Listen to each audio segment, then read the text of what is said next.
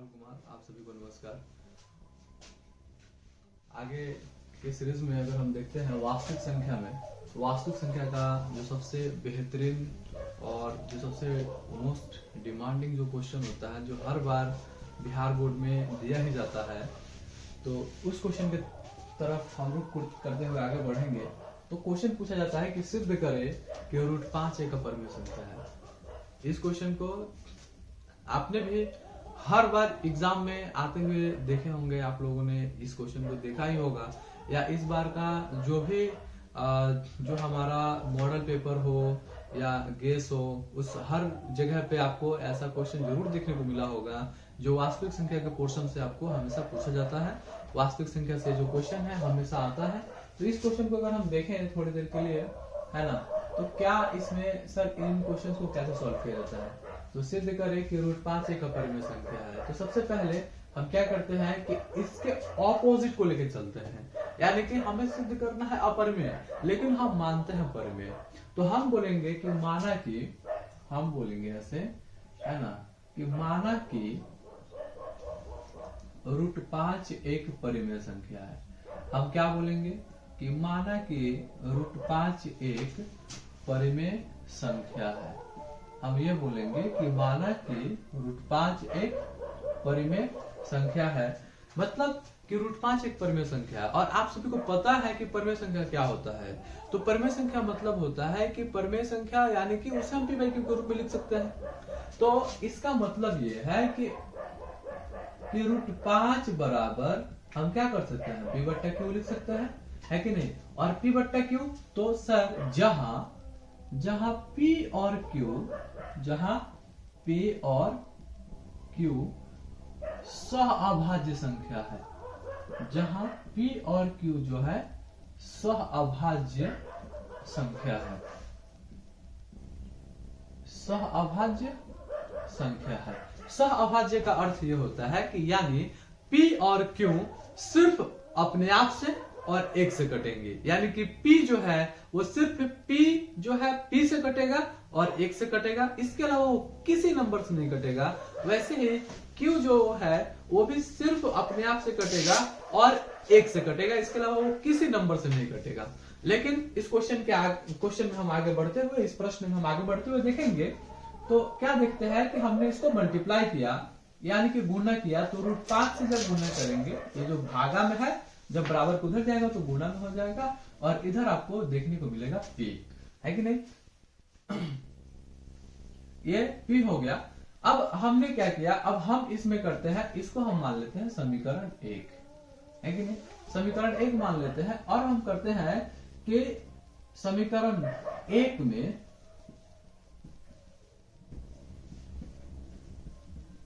दोनों तरफ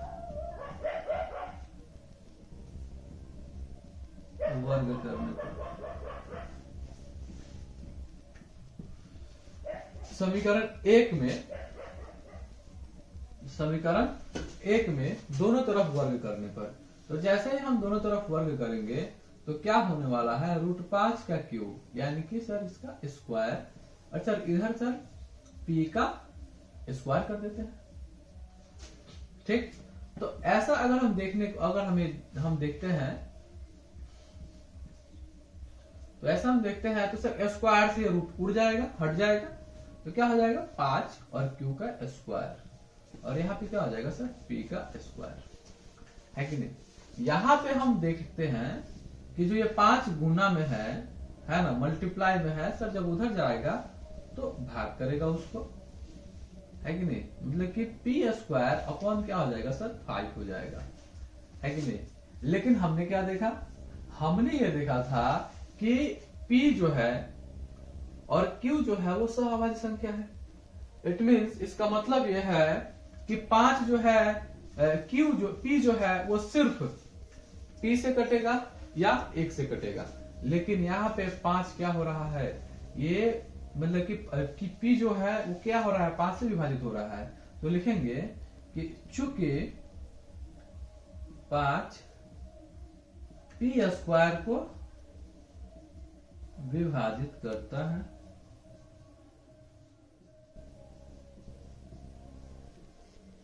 चूंकि 5 पी स्क्वायर को विभाजित करता है, इसीलिए 5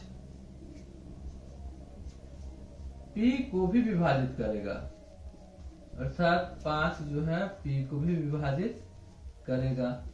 इन चीजों को आप देखते चलिए, है कि नहीं। तो यहाँ पे आप देख लीजिए कि यहाँ पे तो हमें सर विरोधाभास उत्पन्न हो रहा है। मतलब यह है कि हमने तो पहले ये कहा कि P और Q जो है सिर्फ अपने आप से कटेगा और 1 से कटेगा, लेकिन यहाँ पे तो सर P जो है वो 5 से कट रहा है कि नहीं।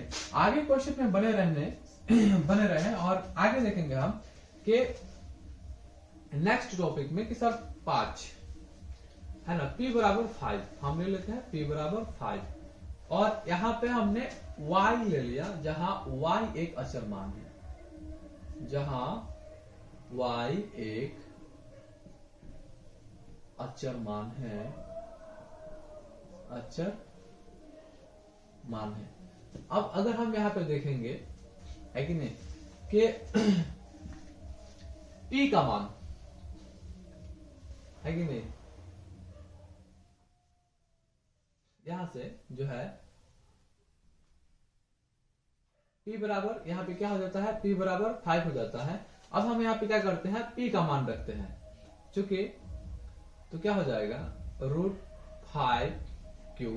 क्यों सर, क्योंकि p का जो मान है वो क्या है, √5q है कि नहीं। तो यहाँ पे 5 यहाँ पे लिख देंगे, चूंकि p बराबर क्या है, √5q, इसलिए हमने p की जगह पे ये मान रखा। अब हम क्या करते हैं कि दोनों तरफ वर्ग करने पर, दोनों तरफ, और इसी क्रम में इसको हम मान लेंगे समीकरण 2, है ना। दोनों तरफ वर्ग करने पर, वर्ग करने पर, तो दोनों तरफ जब हम वर्ग करेंगे तो क्या दिखेगा सर, तो हमें दिखेगा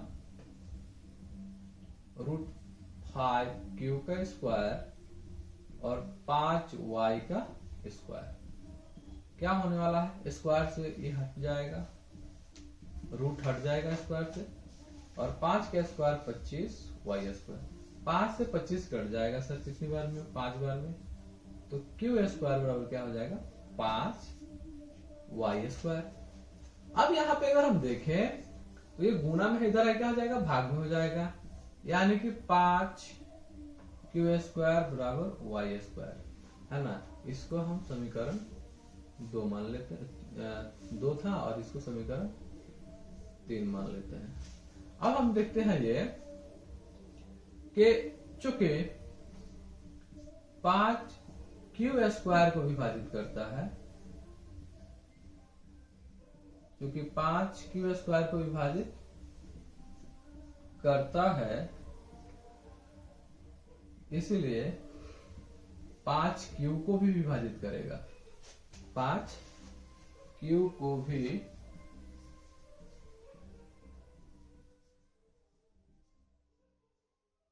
विभाजित करेगा, है कि नहीं। अब हम क्या देख रहे हैं कि हमने ये कहा कि p और q सिर्फ p और q से ही तथा 1 से विभाजित होंगे, जैसे कि p जो है ये सौभाज्य संख्या है, p जो है सिर्फ क्या होगा, p से कटेगा या 1 से कटेगा, है ना। q जो है वो सिर्फ q से ही विभाजित होगा और 1 से विभाजित होगा, लेकिन यहाँ पे हम क्या देख रहे हैं कि p जो है वो 5 से विभाजित हो रहा है और यहाँ पे q जो है ये भी 5 से विभाजित हो रहा है। तो इसका मतलब यह है कि हमारा माना गया कथन तो गलत हो गया, है कि नहीं। तो यहाँ पे लिखेंगे कि समीकरण 2 तथा समीकरण 3 से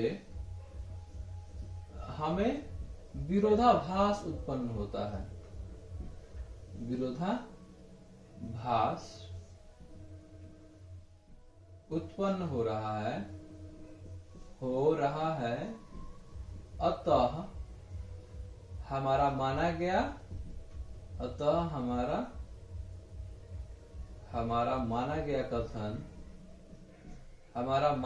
कथन जो है वो गलत है, हमारा माना गया कथन गलत है, हमारा माना गया कथन गलत है एवं माना गया कथन गलत है। इस प्रकार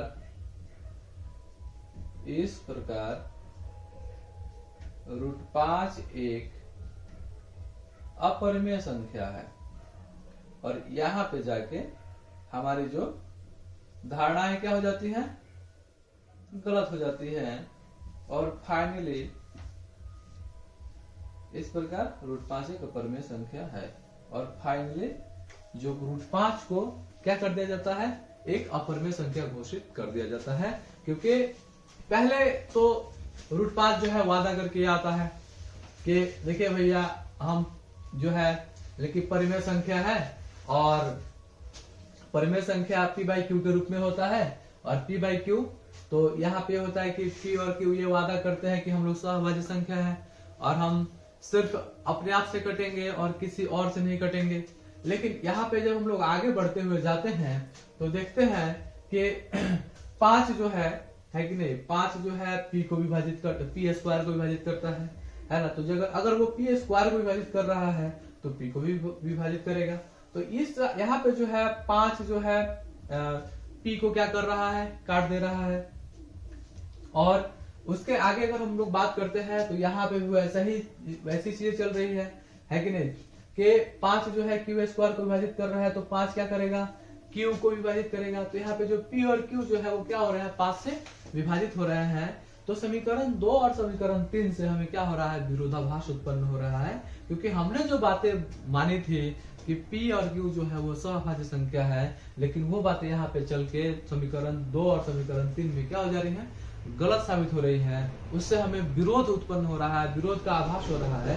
इसीलिए जो √5 है वो क्या हो जाएगा, एक परिमेय संख्या ना होके वो एक अपरिमेय संख्या है। इस बात की क्या हो जा रही है, पुष्टि हो जा रही है और ये बात सिद्ध होता है ना। तो बने रहिए हमारे वीडियो में, ऐसे ही हम लोग आगे भी और भी शानदार और बेहतरीन वीडियो आपके लिए लाते रहेंगे, जिससे आपके जो बोर्ड एग्जाम है उसमें काफी हेल्प होने वाले हैं।